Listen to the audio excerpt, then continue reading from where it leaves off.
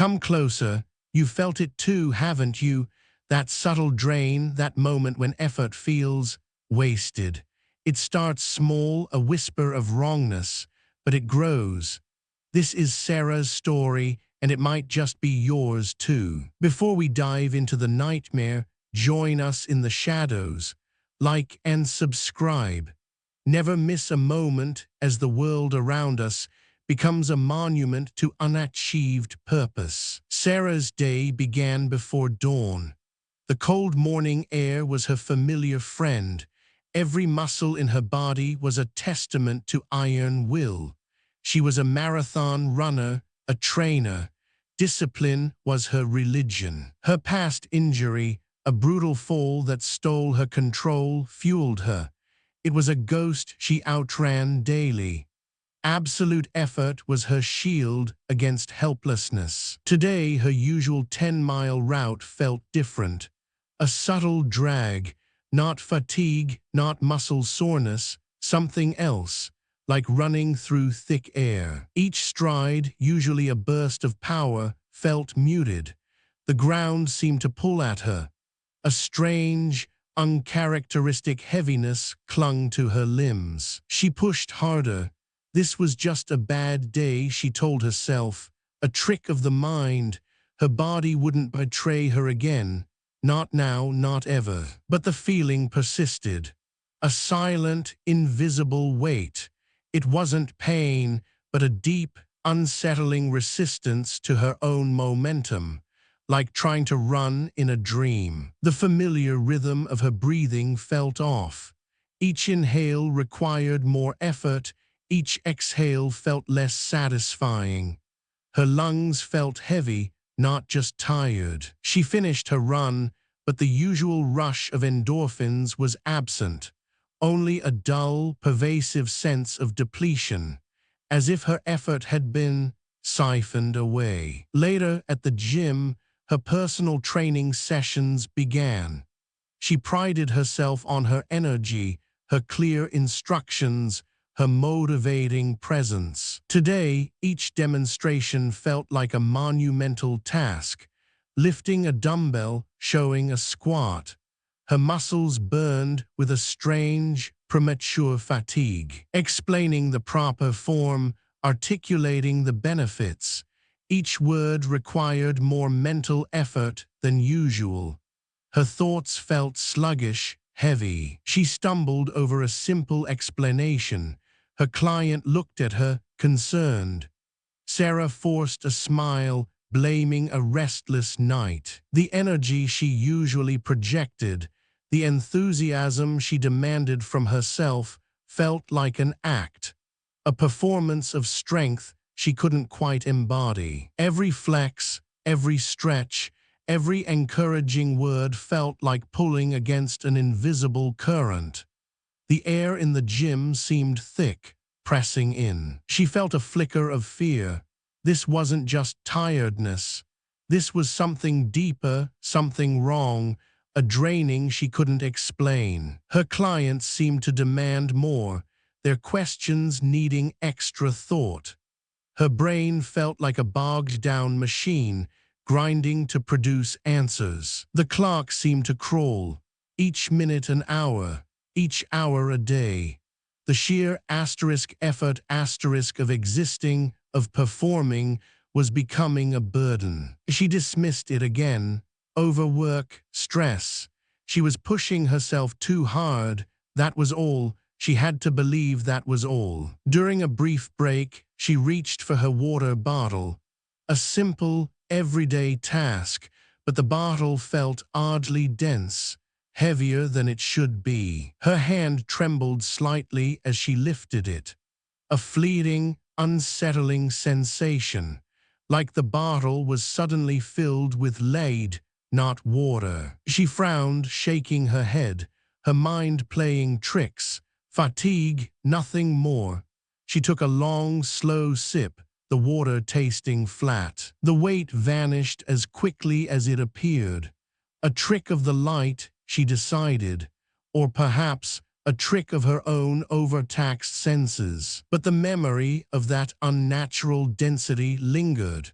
a tiny, unsettling seed planted in the back of her mind, a crack in her carefully built control. She pushed it down.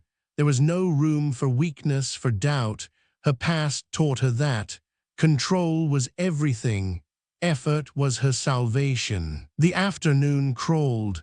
Each step she took felt like wading through thick mud. Each thought a struggle. Her very being felt heavy. The world around her seemed to demand more, take more. But what was it taking? And why was she the only one who felt it? She tried to rationalize it, to find a logical explanation. But the logic felt distant, her mind clouded by this strange, pervasive inertia. The simple act of planning her evening meal felt like solving a complex puzzle. Every decision, every movement was an uphill battle. As evening fell, she geared up for her second run. This time, she would break through. She would conquer this perceived weakness. This was her fight. She started forcing her legs into motion. The heaviness was immediate, more pronounced. A thick, viscous resistance in the air. Each breath was a gulp. Each step a Herculean effort. It felt as if something was subtly pulling at her, dragging her back, consuming her drive. The streetlights seemed dimmer, the shadows longer, as if the light itself was struggling to reach her. The world felt muted and heavy. Her past injury flashed in her mind. The helplessness, the loss of control. She wouldn't let that happen again. She pushed harder, but the effort felt disproportionately vast, like pushing against a brick wall that wasn't there. Her body screamed, but not with familiar pain. It was a different kind of agony, the agony of ceaseless, unrewarded struggle. Her muscles burned, but the usual feeling of accomplishment never came. The air grew colder, heavier. Each breath felt like drawing in icy sludge. Her chest tightened, not from exertion, but from something else. Dread. She tried to scream, to release the pressure, but no sound came out. Her throat felt constricted, her vocal cords too heavy to vibrate. The terror began to set in. This wasn't her body failing. This was something else, something outside of her. Something consuming her. You've felt that push, haven't you? That feeling of your body resisting your will, even when you know you're capable. That silent, insidious battle. That moment when a simple task feels impossibly heavy. The remote control, a coffee mug, just for a second. A flicker of wrongness. The quiet dread that creeps in when your own strength feels borrowed. When your efforts seem to vanish, leaving nothing but a hollow ache. That's the whisper of the labor leech. It thrives on your exertion, it feeds on your purpose, and it was feasting on Sarah. Every push she made, every ounce of her will, was not propelling her forward. It was simply feeding the unseen, making it stronger. She stumbled, her legs felt like lead. Her lungs burned with an emptiness she'd never known, not exhaustion, something far worse. She collapsed onto the cold pavement, not from fatigue, not from pain, but from a sudden, inexplicable feeling of utter depletion. As if her effort was simply gone, not used, not spent, but devoured, sucked dry, leaving her hollow, motionless. She lay there, gasping for breath that brought no relief. Her body, usually a vessel of power, felt like a vacant shell, immobile, paralyzed. The streetlights flickered, then held steady, but in their dim glow, Sarah felt it, an unseen presence, satisfied and hungry for more. What would she do now, when the very act of living became a source of consuming torment? The cold pavement clung to Sarah. Her body, drained and hollow, felt like a discarded husk.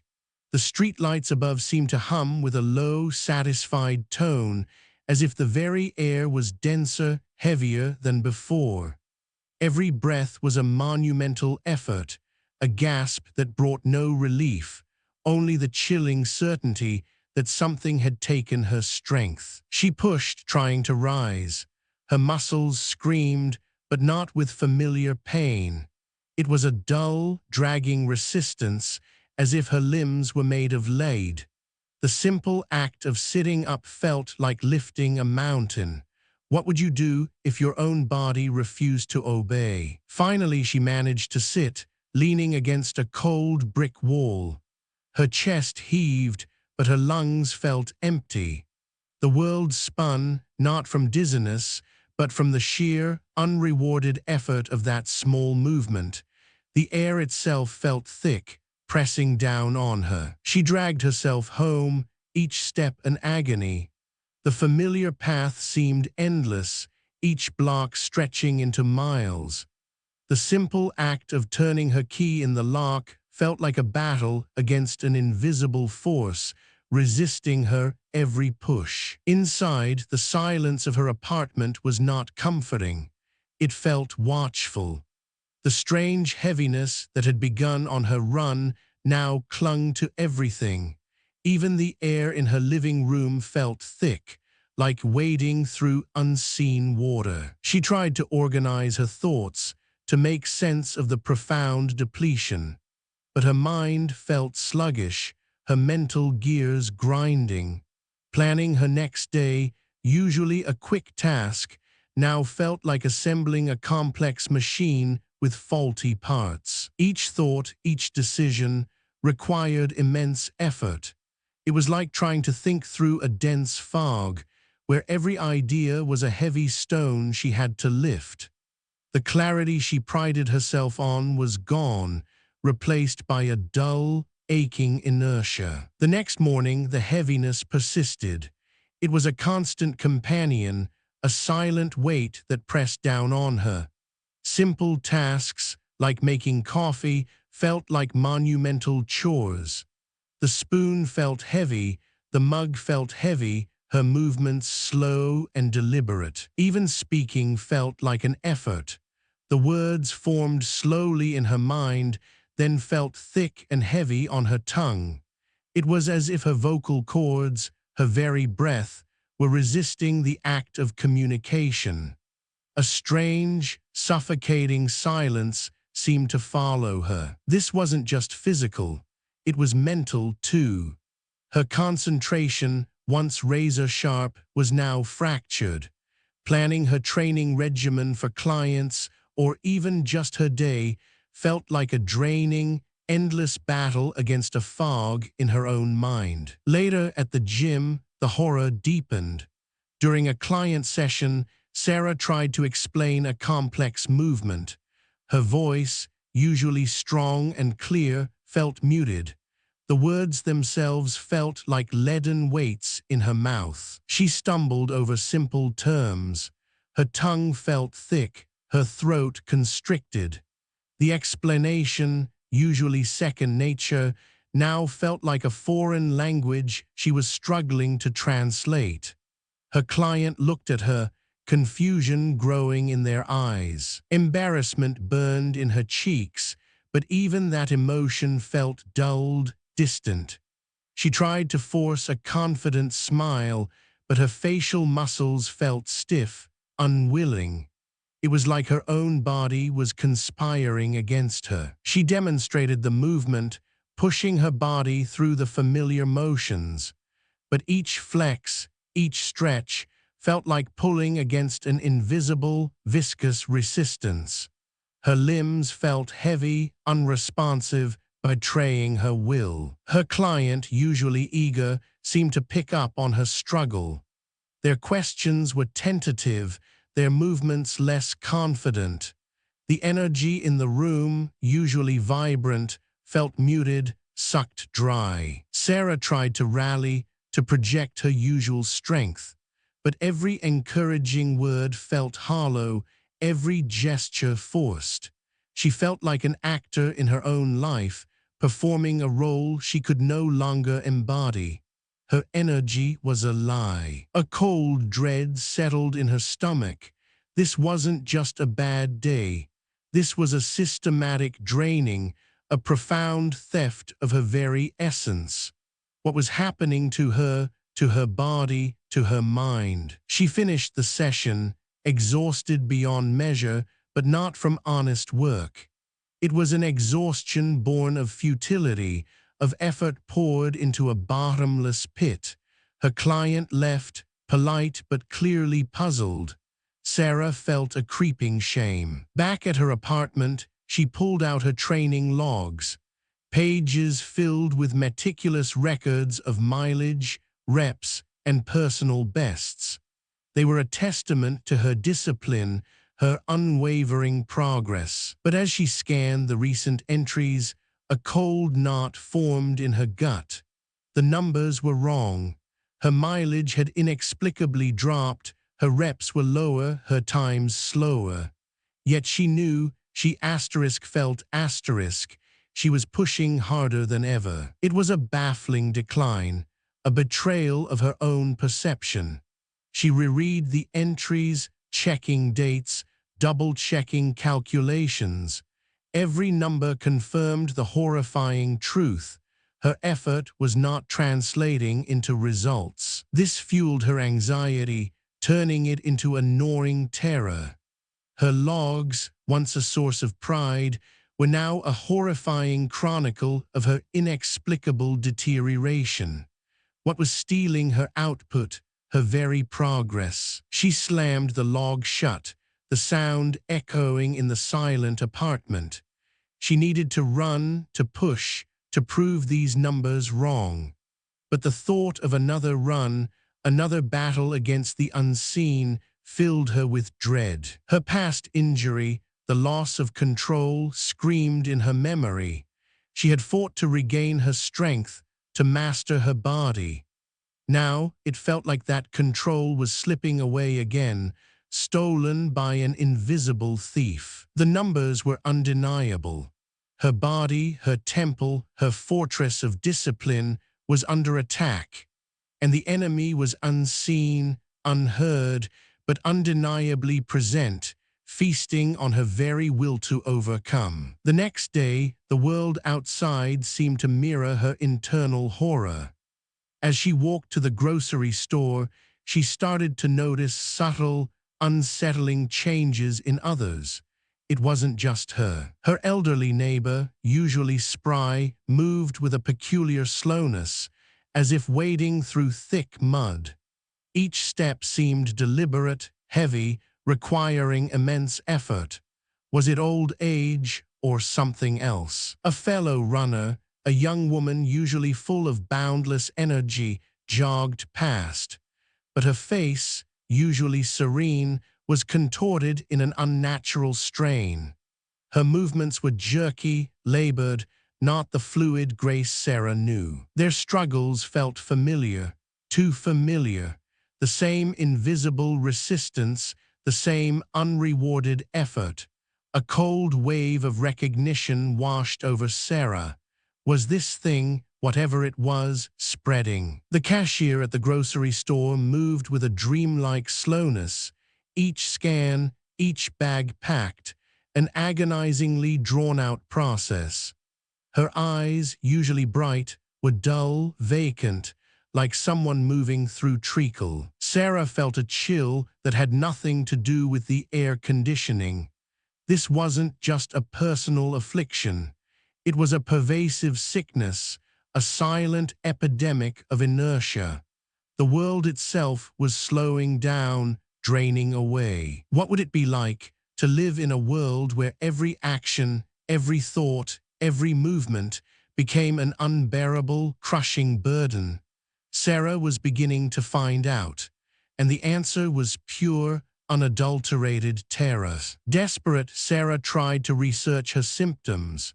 She sat at her computer, the screen glowing, but the mental exertion of reading, of comprehending complex words and sentences, felt monumental. Each paragraph felt like a dense wall of text, she had to physically push through. Her eyes blurred, not from fatigue, but from the sheer effort of processing information.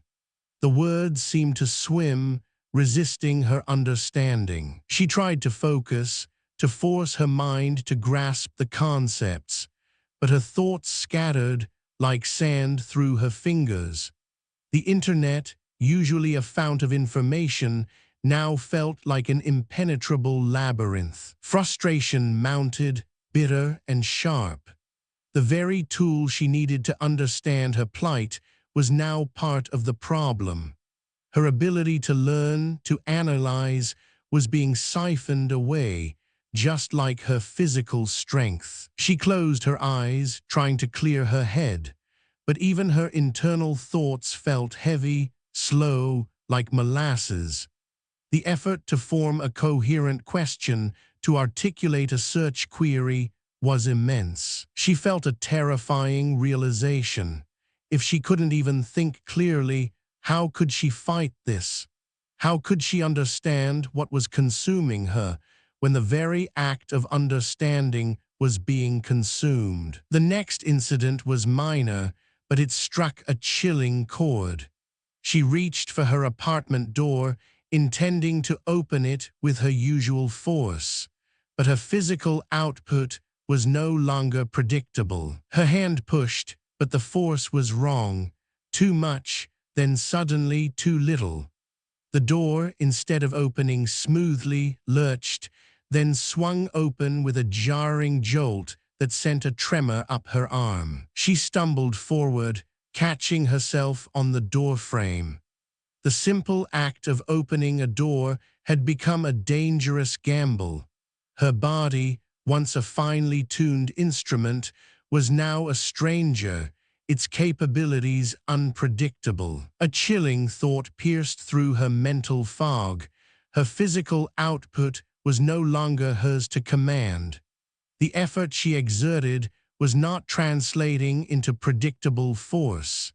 It was being stolen, altered, before it could even manifest. What if this extended to everything? To running, to lifting, to every precise movement she relied on? What if her control, her very autonomy, was no longer her own? The thought was a cold, creeping horror. The world was becoming a monument to unachieved purpose. Her own body, a testament to unrewarded labor, and the chilling part, it was getting worse, day by agonizing day. The labor leech was growing fat. Later that evening, the profound, unnatural exhaustion hit her. She was trying to organize her thoughts for a new training regimen, a desperate attempt to regain control. But her mind simply shut down. She stared blankly at the wall, her eyes unfocused. All purpose, all drive, all mental energy simply evaporated. She felt her own vitality drain with each attempt to focus, each flicker of a thought. It was like watching her own life force ebb away. Her body felt like a heavy anchor, her mind a vast, empty expanse. The terror was not just in what was happening, but in the horrifying emptiness it left behind. The absence of drive, the void of will. She could feel the exhaustion deep in her bones, but it was not the satisfying fatigue of a hard workout. It was a parasitic exhaustion, a hollowness that whispered of something unseen, something feeding. And then she felt it, a distinct, cold impression. It wasn't a sound or a sight or even a touch. It was a presence, an unseen observer.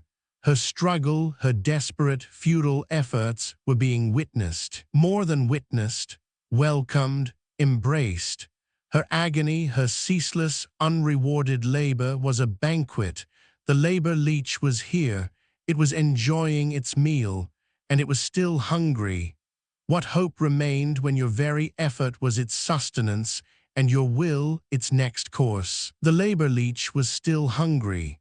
Sarah knew this in the hollow ache that settled deep in her bones. Her body, once a source of pride, now felt like a leaden suit she dragged through each day. The gym, her sanctuary, became a place of public failure. Her performance plummeted. Simple demonstrations, once fluid, became clumsy, labored struggles. Her explanations, once sharp, now dissolved into hesitant, slurred words. Clients watched, their concern growing into unease. One by one, her client sessions were cancelled. First, polite excuses, then outright silence. The calls stopped coming. Her income, her purpose, her identity all began to crumble under the invisible weight. She retreated further into her apartment, the walls closing in. Isolation became her new companion. Every attempt to reach out, to speak, felt like tearing through thick, resistant air. The world outside seemed to drift away. Her rational mind fought back, screaming for explanations. Fatigue, stress, burnout. But the answers felt hollow, thin, unable to cover the chilling truth of her profound, unearned exhaustion. This was something else. A horrifying intuition began to bloom in the dark corners of her mind. Something external, something parasitic. It wasn't her body failing, it was her effort being stolen, consumed, before it could even manifest. The idea was madness, a phantom thief of labor. Yet, it was the only thing that made sense of the crushing inertia, the profound futility that now defined her every movement, every thought. She needed proof, something tangible, anything to anchor her sanity against the rising tide of the unbelievable. Her apartment, once a sanctuary, now felt like a laboratory of dread. One afternoon, a desperate urge for normalcy made her lace up her running shoes. Just a short run, she told herself. A token effort against the encroaching paralysis. It was a lie, a desperate prayer. Each step was a battle. The air felt like water, thick and resistant. Her lungs burned with unrewarded effort. She pushed, fought, forcing her heavy limbs forward, just a few blocks from her home. Returning, gasping, she collapsed onto her couch. Her eyes fell upon her small potted plant, a vibrant green succulent she had nurtured for months. Now, its leaves were visibly wilting, shriveling. It was impossible. She had watered it just yesterday. The change was too rapid, too stark, and it had happened directly after her strenuous, futile run. A cold dread seeped into her. Could her effort, her very exertion, be draining the life from something else? A horrifying thought, a connection she dared not make. But the evidence was there, small and terrifying. The feeling of being watched intensified. It wasn't just in her mind. It was a cold, hollow sensation that settled in her gut whenever she consciously expended energy. A deep chill, even in her warm apartment. You've known that creeping suspicion, haven't you? That feeling when the world subtly shifts, and you're the only one who notices. The faint whisper of something wrong just beyond your sight. Sarah felt it now, a constant, unseen gaze. Her every deliberate action, every push of will felt like a beacon, drawing the unseen thing closer. And with it, the cold, empty drain. She began to experiment, small, controlled efforts, lifting a heavy book from the shelf. The thick, leather-bound volume felt impossibly dense, like a block of stone. As her muscles strained, she noticed it. A subtle, almost imperceptible tremor in the air around her hand. A faint shimmer, like heat haze, but cold. It vanished as quickly as it appeared. Next, she tried to write a single sentence in her journal. Her pen felt heavy, her hand resisted the motion.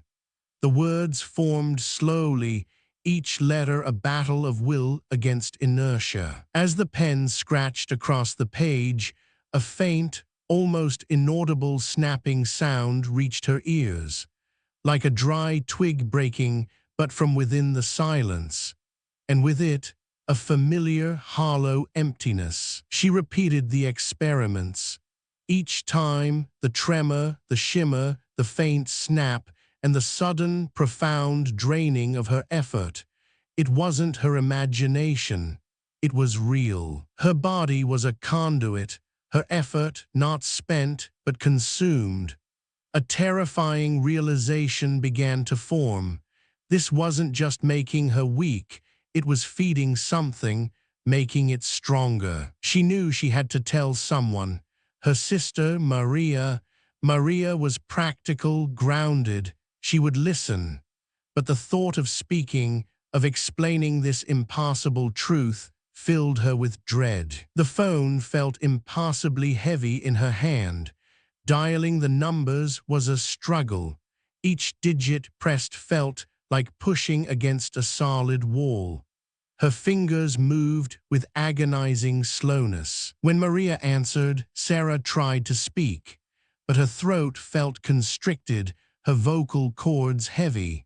The words came out fractured, slurred, barely audible whispers. She stammered about the plant, the invisible resistance, the stolen effort.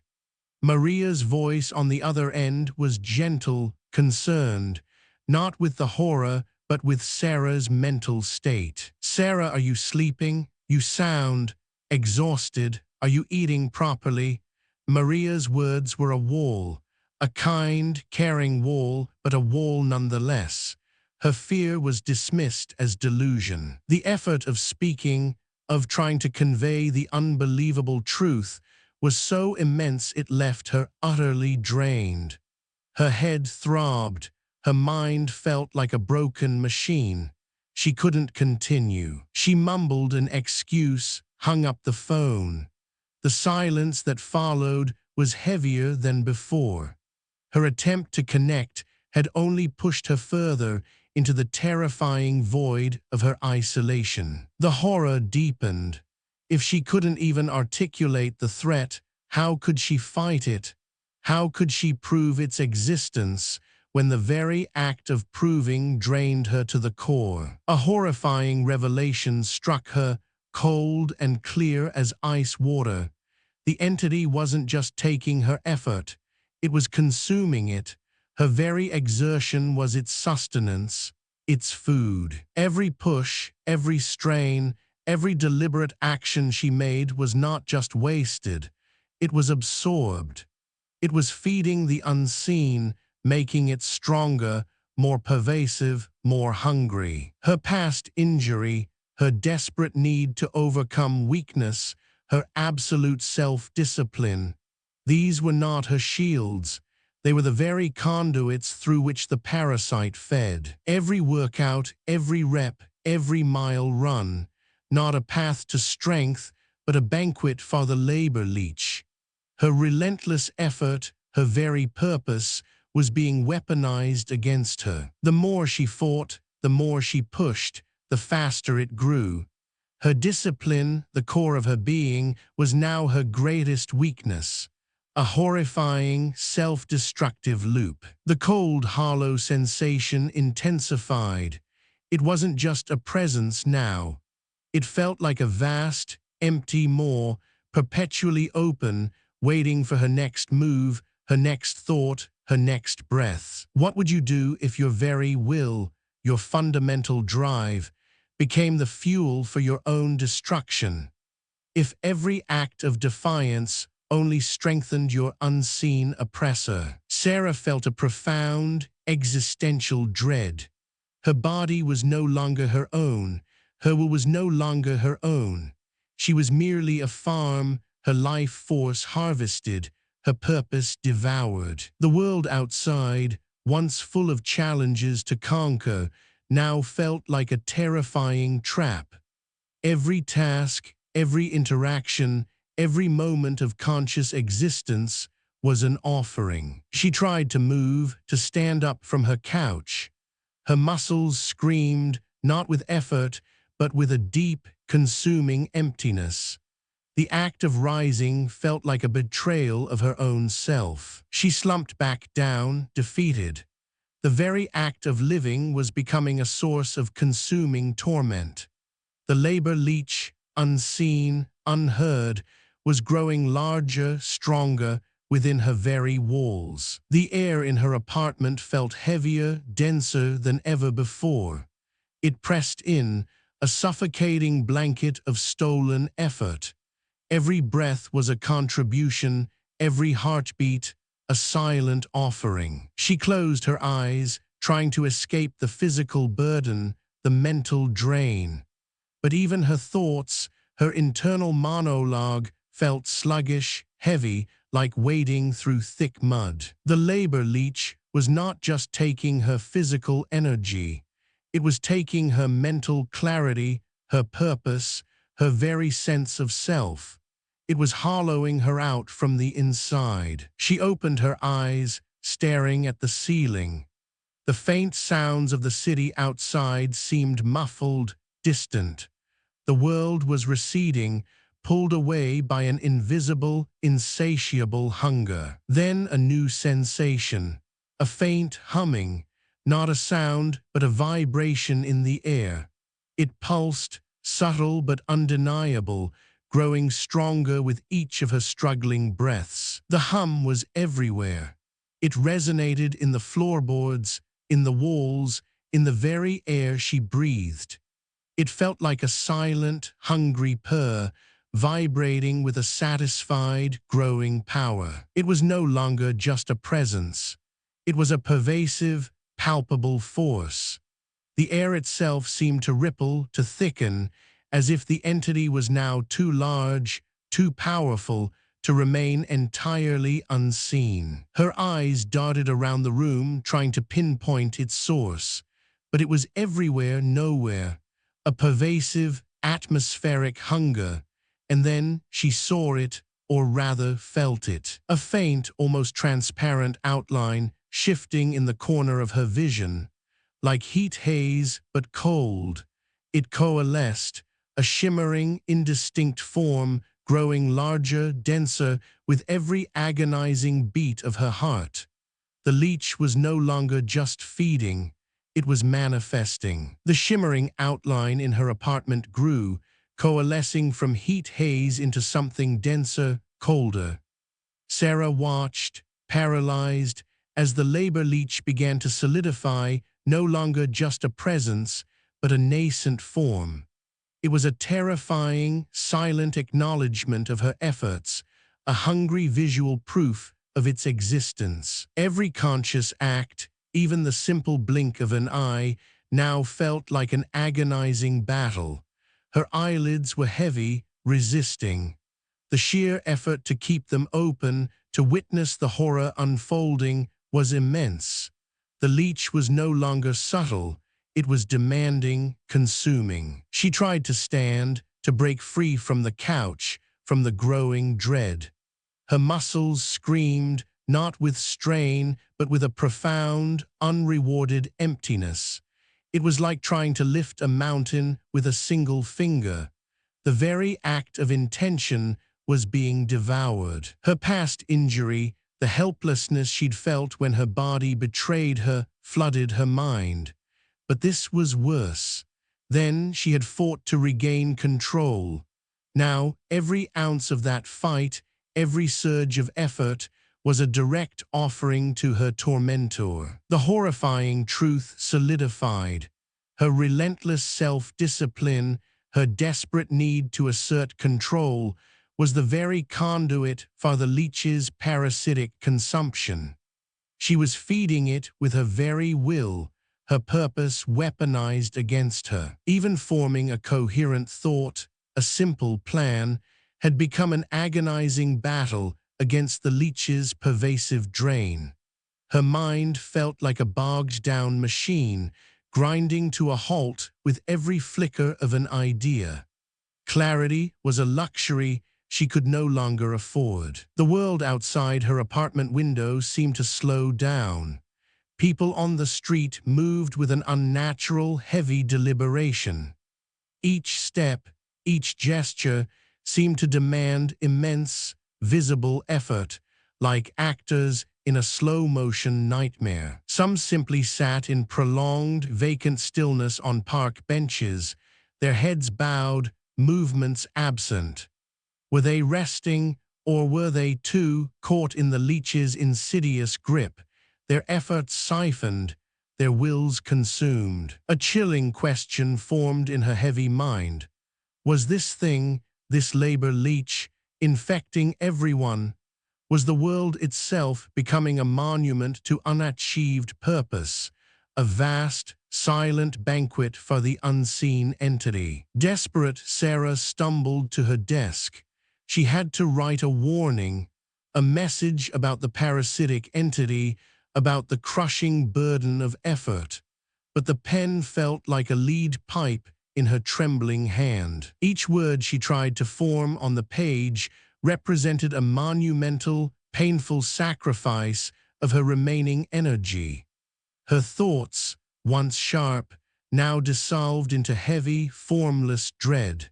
It was like carving stone with a dull blade. She pushed, forcing the pen across the paper. The ink seemed to resist, drying almost instantly, the letters appearing faint, almost transparent. A chilling snap echoed in the silence, a tiny sound of something breaking, something being consumed. The effort to write a single sentence left her utterly drained, gasping for breath, her head throbbing. The message, incomplete and barely legible, lay on the page like a dying whisper. Her words were its feast. Imagine every breath you take, every blink of your eyes, every small movement becoming an uphill climb. Not just tiring, but agonizingly heavy, a constant struggle against an invisible force. Can you feel it? Now imagine that climb, that struggle, that very act of living, feeding something else. Something unseen, something that wants you to stop, something that grows stronger with every ounce of your desperate effort. Sarah tried to resist, to push back mentally against the draining inertia. She focused her will, tried to conjure a burst of defiant energy, a primal scream of refusal against the unseen parasite. The entity responded, not with violence, not with a physical blow, but with an overwhelming, crushing wave of psychic inertia. It was a silent, invisible force, pressing down, pinning her to her chair. Even her thoughts became a physical weight, heavy and slow, like stones dragging through thick mud. Each idea, each flicker of resistance was crushed under the immense, pervasive pressure. She was trapped, mind and body. The feeling of being pinned down was absolute. Her muscles twitched, useless. The air itself felt like a solid block, suffocating her, stealing her breath, her will, her very essence. It was a living, breathing paralysis. Sleep offered no escape. Instead, it plunged her into vivid, nightmarish visions. She was trapped in a perpetual, agonizing effort, running endlessly on a treadmill that stretched into an infinite, dark void. The harder she tried, the faster the treadmill moved, its speed mocking her desperate struggle. Her legs burned, her lungs screamed, but she remained in the same spot, her effort vanishing into the abyss. And then the most terrifying part of the vision, an unseen mouth, vast and gaping, materialized in the darkness above. It was a swirling vortex of shadow, silently consuming her vitality, her very life force. She awoke with a gasp, drenched in cold sweat, the phantom agony of the treadmill still burning in her limbs. The dream was a chilling echo of her waking nightmare, a prophecy of her ultimate fate. The leech was not just taking her physical exertion or even her conscious mental effort. It was reaching deeper into the very roots of her being, into the intention, the spark of will before action. She tried to lift her arm. The thought formed, lift asterisk, but before her muscles could even twitch, before the command could fully reach her limbs, she felt it. A subtle, insidious drain, a siphoning of the will to act. The mental effort of planning, a movement, of even conceiving an action, was now being consumed. It was a pre-action paralysis, trapping her in a horrifying void between thought and deed. Her free will was its next course. The chilling realization settled. She was losing control not just of her body, but of her very intention. The leech was devouring the spark of purpose, the fundamental drive that made her and all living things move. What would you do if the very thought of moving, the mere intention to act, became a painful sacrifice, a direct offering to an unseen, insatiable hunger? What hope would remain? Sarah tried to speak, to call out for help, to scream, but her throat felt like it was filled with sand, her vocal cords too heavy to vibrate. The intention to speak was siphoned away before the sound could even form. The silence in her apartment was no longer comforting, but a suffocating blanket woven from stolen sounds, devoured words, and unexpressed thoughts. It was the sound of her own will being consumed. She was an unmoving statue, a prisoner in her own body, her mind a battlefield where even the smallest spark of purpose was immediately extinguished. The leech was winning, slowly, irrevocably. The air around her pulsed with a slow, rhythmic hum, deeper and more pervasive than before. It was the purr of a satisfied predator, the sound of the leech growing fat on her stolen vitality, her consumed purpose. She felt a new sensation, a cold, probing touch deep within her mind. It was the leech, no longer just feeding, but exploring, mapping the pathways of her thoughts, her intentions, her very consciousness. It was learning her, understanding the intricate mechanisms of her will, preparing to sever the connection between her mind and her body, leaving her a conscious, unmoving shell. The memory of her past injury, of months of agonizing rehabilitation to regain control, now felt like a cruel joke. All that effort, all that pain, had only primed her for this ultimate, inescapable torment. She was a marathon runner, a personal trainer. Her life was defined by motion, by pushing limits, by the triumph of will over physical weakness. Now, those very principles were being used to imprison her. The apartment grew colder, the air thicker, as if the leech was drawing all warmth, all energy into itself. The shimmering outline in the corner of her vision grew more defined, more solid. It was taking on a shape, an indistinct, vaguely humanoid silhouette, but made of shifting, hungry shadow.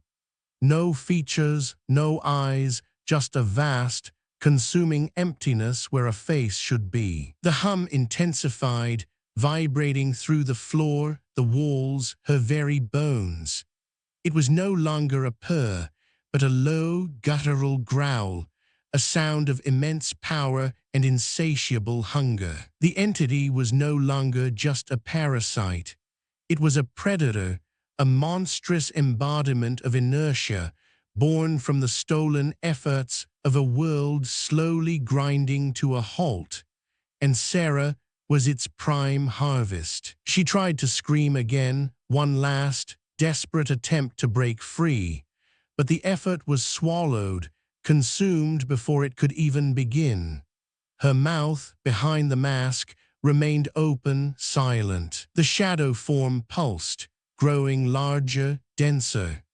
It was reaching for her, not with physical hands, but with tendrils of pure inertia, invisible bonds that tightened around her very will. Her body stiffened, locked in place. Her mind, though still aware, felt trapped, screaming silently within its unmoving prison. The leech was preparing for the final, gruesome act. The world outside her apartment seemed to fade, replaced by the overwhelming, suffocating presence of the entity. She was alone with it now, completely isolated, completely vulnerable. The hum reached a deafening crescendo, a silent roar that vibrated through her very soul. The shadow form lunged, not with speed, but with an inexorable, crushing weight. It enveloped her, a cold, empty void, absorbing her light, her warmth, her last flickering sparks of will. The agony was not pain, but a terrifying, profound absence. Sarah felt herself fading, dissolving into the nothingness, her purpose, her identity, her very being, consumed by the insatiable appetite of the labor leech. She was becoming another monument to unachieved purpose. And then a new sensation, one more terrifying than the draining, more profound than the paralysis. A faint, cold echo, not of her own thoughts, but of another's will, asserting itself within her mind. It was the leech, not just consuming her, but replacing her, infusing her hollowed-out shell with its own alien, indifferent will. She was no longer Sarah. She was becoming a vessel. The last flicker of her own consciousness screamed, a silent, unheard agony.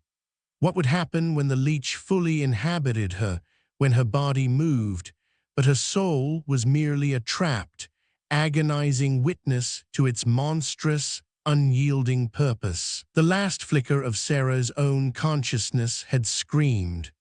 Now, only the profound, crushing inertia remained. Her body was a frozen monument to unachieved purpose, every muscle locked, every nerve screaming against the invisible weight that held her captive. Even her breath felt like a stolen luxury, each inhale a monumental battle against the thick, pressing air. Her lungs burned with an emptiness, not of exertion, but of a profound, parasitic drain. Her very existence felt like an unbearable, crushing burden. Her mind, once a fortress of discipline, was now a static prison. Thoughts moved with agonizing slowness, like heavy stones dragging through thick mud. The will to act, the spark of intention, was extinguished before it could even ignite. She was conscious, excruciatingly so. Every cell in her body felt the agonizing inertia, the unbearable weight. It was like being buried alive, her own flesh a tomb, her mind a screaming prisoner within. The labor leech had not just consumed her effort, it had consumed her capacity for effort. It had hollowed her out, leaving only the agonizing awareness of what was lost, of what was stolen. The world outside her window began to mirror her internal horror. Dust motes, usually dancing in the sunlight, now hung perfectly still in the air, suspended like tiny, frozen stars. She watched, with eyes that burned from the effort of simply staying open, as a single leaf detached from a tree outside. It began to fall, but with an impossible slowness, drifting down as if through thick, invisible syrup. A bird, mid-flight, seemed to hang in the sky for a fraction too long, its wings beating with an agonizing, delayed rhythm. The world was becoming a monument to stopped motion, a vast, silent testament to the leech's power. A distant car, usually a blur of speed, crawled down the street, its wheels turning with a painful, drawn-out deliberation. Every movement, every action outside felt muted, stretched, agonizingly slow. The air itself felt heavy, thick, pressing down on everything. It was no longer just a feeling within her. It was a pervasive environmental anomaly, a suffocating blanket woven from stolen effort. Her past injury, the brutal fall that had stolen her control, now flashed in her mind, a constant, marking companion. She had fought for months to regain mastery over her body, to escape helplessness. Now that fear had been grotesquely realized on a cosmic scale. Her deepest dread, the loss of bodily autonomy, was not just hers, but a plague upon the world. Her personal nightmare had become universal. Every memory of her grueling rehabilitation, every victorious stride, every hard-won muscle, now felt like a cruel joke. Her efforts, her very purpose, had been weaponized against her. The leech had taken her discipline, her relentless drive, and twisted it into a conduit for its own insatiable hunger. Her strength was its sustenance, her will its feast. What would you do if your greatest strengths, your most cherished beliefs, were turned into the very tools of your destruction? If every act of defiance only strengthened your oppressor? In a final, desperate act of defiance, fueled by a flicker of that unwavering discipline, Sarah decided to move. Not to escape, but to witness, to understand the full extent of this horror. She would drag herself to the window, to see the world, truly see it, before the leech consumed even her ability to observe. She knew it would be her last meaningful effort, her last act of conscious will. The thought alone was agonizing, a battle against the pervasive psychic inertia. Her mind screamed in protest, not from pain, but from the immense, unrewarded burden of simply intending to move. She tried to shift her weight. Her muscles screamed, not with the burn of exertion, but with the agony of total resistance. It was like trying to push against an immovable mountain from within her own skin. A guttural sound, a strangled cry of effort, caught in her throat. It was devoured before it could even form, a silent offering to the hungry entity. Her mouth, behind the mask, remained open, soundless. The effort of that single, torturous movement, the mere attempt to shift, brought her to the brink of collapse. Her vision blurred, not from fatigue, but from the profound draining of her vital energy. Her body felt like lead, each limb an unbearable weight she had to drag.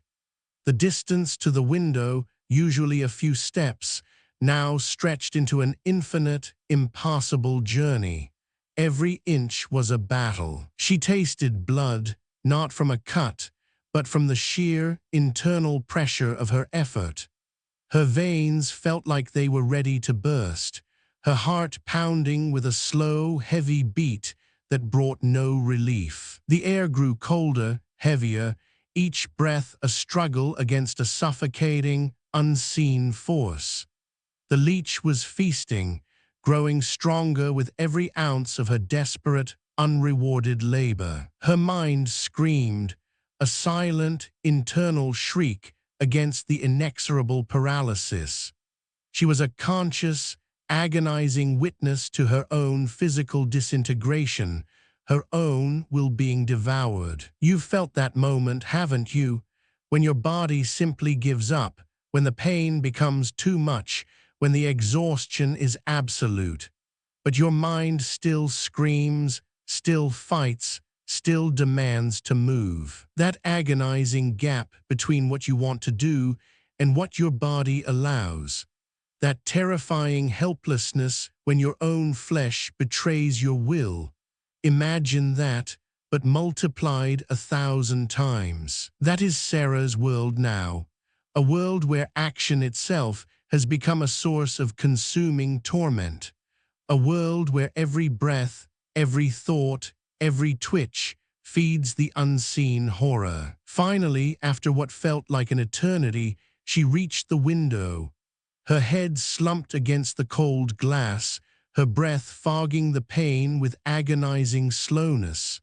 Her eyes, burning, peered out. And there it was, the full, horrifying extent of the world's stagnation. Other figures in the distance, frozen like statues in the park, or moving with the same horrifying, dreamlike slowness. A child on a swing set, suspended mid-arc, its joyful momentum devoured. A dog, mid-stride, held captive in an invisible amber. The very pulse of life had been muted, slowed, stopped. Their faces, even from this distance, were contorted in silent agony. Mouths open in unheard screams, eyes wide with terror, frozen in a perpetual tableau of unrewarded struggle. It was a widespread plague of inertia, a silent, global pandemic of stolen effort. Sarah was not alone in her torment, but that brought no comfort, only a deeper, more profound dread. The leech was not just in her apartment or in her city.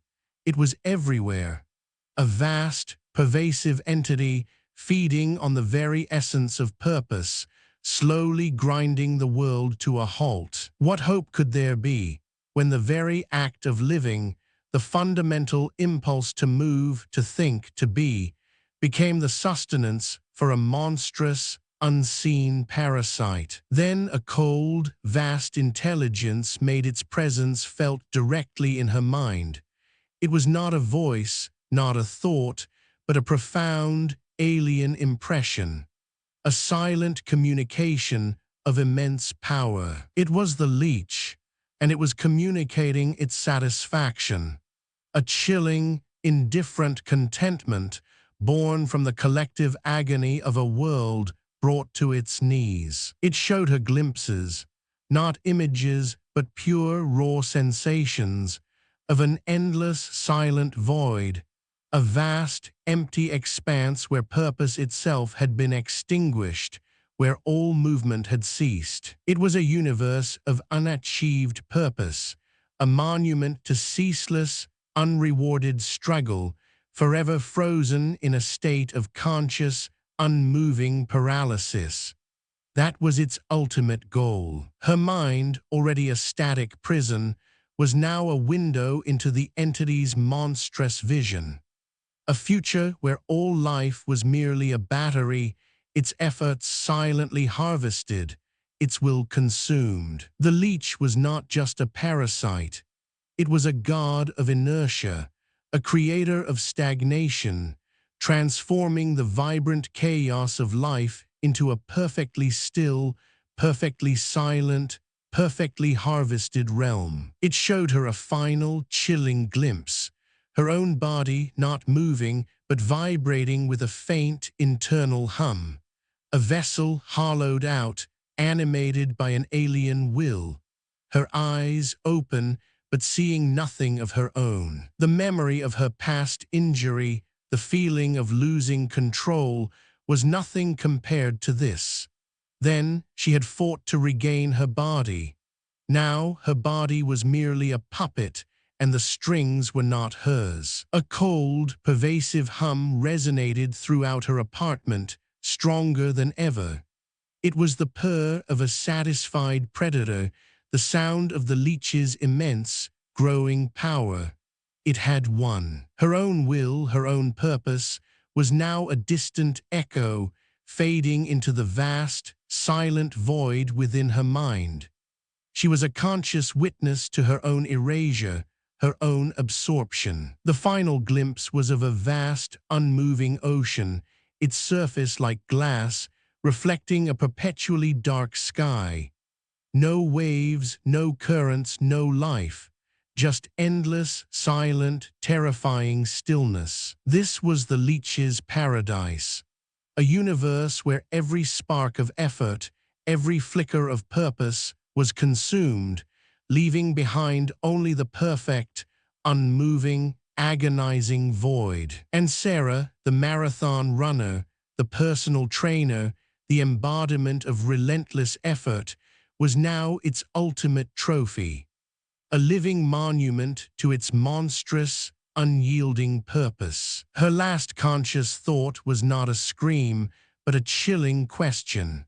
What would happen when the world, too, became perfectly still, when all purpose was extinguished and only the leech remained? The answer came not from her own mind, but from the vast alien intelligence that now resided within her.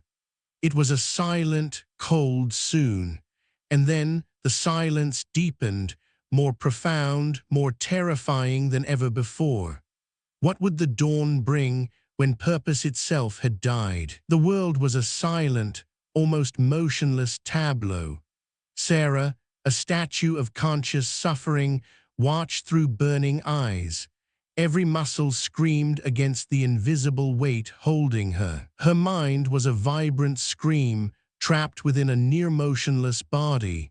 The air itself was thick, pressing down, a suffocating blanket of stolen effort. Each breath was an agony. Outside, life was muted. People were frozen mid-action, slumped in eternal, conscious stillness. A child on a swing, suspended forever in its joyful arc. A dog, mid-stride, held captive. Their faces, even from a distance, were masks of silent agony, mouths open in unheard screams, eyes wide with terror. A perpetual tableau of unrewarded struggle spread across the city. This was the labor leech's work, its true nature now revealed, not as a killer, but as a silent, invisible sculptor of perfect inertia. It sought to eliminate all purposeful action. It was an ancient, extra-dimensional psychic entity. Its goal, to create a universe of unfulfilled intention, a silent, static realm where effort itself was a forgotten concept. Imagine a world where every flicker of will, every spark of purpose is absorbed, not wasted, but consumed, leaving only the agonizing awareness of what could have been. The leech thrived on this, the silent, agonizing awareness of unexpended effort, the consciousness of purpose denied, an endless feast of unachieved potential. It wasn't just Sarah's story. This was the truth of every moment you've ever felt pointless, every task that felt too heavy, that subtle drain you dismissed. It waits for you, it has always waited, in the quiet moments of procrastination, in the heavy sigh before a chore, in the distant, unfulfilled dreams. It is there. Sarah's once unyielding discipline, her belief in effort as salvation, was grotesquely inverted. Her greatest strength had become the very mechanism of her eternal torment. Every mile she ran, every weight she lifted, every word of motivation she spoke, all were offerings. Each act of will, a direct contribution to her own paralysis. The leech gorged itself on her purpose. It feasted on her drive to overcome. Her very essence, her identity as a runner, a trainer, was its most delicious meal. She was a living battery, constantly attempting to generate power, only for that power to be siphoned away, leaving her hollow, yet agonizingly aware. The memory of her past injury, of months of grueling rehabilitation, now felt like a cruel cosmic joke. All that effort, only to be consumed, leaving her weaker than before. The entity thrived on the silent, agonizing awareness of unexpended effort, the consciousness of purpose denied, an endless feast of unachieved potential. Sarah's mind screamed, a silent, internal shriek against the ultimate futility, every thought, every desperate plea devoured before it could manifest. Her body was a prison, her will a broken bird beating its wings against invisible bars, and the leech, its silent warden, watched, satisfied. The world around her became a graveyard of intentions. Buildings stood half-finished, roads led nowhere, tools lay abandoned, their purpose consumed. A monument to the triumph of consuming stagnation. A chilling testament to the leech's ultimate victory. A world where action itself was a forbidden concept. Sarah was frozen in a posture of desperate, unfulfilled exertion. Her face, behind the mask, was a mask of primal fear. Her eyes, wide with horror and understanding. She was not dead, this was worse. A living death of perpetual, unrewarded struggle, a conscious, eternal paralysis, her very existence an unceasing agony. The world was its larder, and Sarah, the marathon runner, the embodiment of relentless effort, was its ultimate trophy, a permanent feast for the labor leech. What does it mean to live when every breath, every heartbeat, every spark of will is stolen? When your very being is a source of consuming torment? The leech had perfected its art. It left the mind intact, the awareness complete, to truly savor the agony of conscious, unmoving paralysis. It was not about destruction. It was about transformation, from a universe of chaotic motion to a perfectly still, perfectly harvested realm. The hum, that silent purr of satisfaction, now resonated through everything. A constant, low thrum, the sound of a universe winding down. Every attempt to think, to feel, to resist was a fresh offering, a subtle, agonizing vibration in the leech's vast, consuming form. Sarah's body, once a testament to strength, was now a monument to unrewarded labor, a living statue, eternally striving, eternally failing. Her eyes, wide and unblinking, witnessed the horror, the end of movement, the triumph of stagnation, the ultimate futility of all effort. What would you sacrifice to move just 1 inch, to speak one word, to simply end the agonizing, conscious stillness that traps you? There was no escape, no death, no oblivion, only the perpetual awareness of what was lost, of the effort that was always, always consumed. The leech had won. It had achieved its perfect universe, a universe of beautiful, terrifying stillness, a monument to its unyielding purpose. And Sarah, the runner, the fighter, was its eternal captive. Her will, her spirit, a silent, agonizing offering, forever nourishing the unseen. Her agony was its lullaby, her unrewarded labor its endless feast, her conscious, unmoving paralysis its ultimate chilling triumph. The final image was Sarah, frozen, her face, behind the mask, a testament to primal fear, her mind screaming against the ultimate futility. The world around her, a graveyard of intentions. Every car, every person, every life, suspended in an agonizing, unmoving moment. A monument to the triumph of consuming stagnation. The horror was complete, not death, but a living death, an eternal, conscious torment, where the very act of existing was an unceasing, unrewarded agony, a permanent feast for the labor leech, and it was still hungry. Sarah's eyes, though unblinking, saw nothing of her own.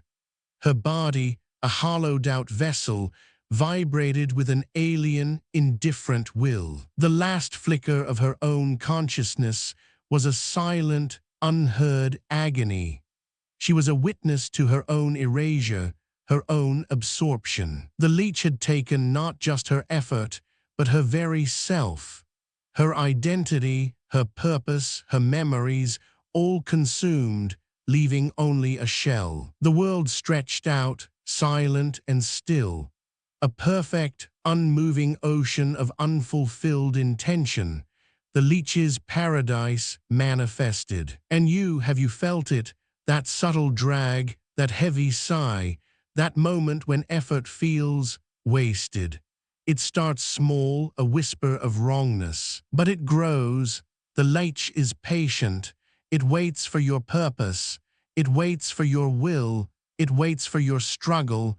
It waits for your exhaustion. It has always been there, lurking in the shadows of your ambition, the corners of your dreams, feeding on the silent moments of unrewarded labor. What have you pushed for today that felt too heavy? What effort did you expend that brought no satisfaction? What purpose did you pursue that felt empty? The leech knows, it remembers, and it is still hungry for your effort, for your will, for your very consciousness trapped in an unmoving prison. Can you feel it now? That subtle drain, that familiar weight. It clings to you.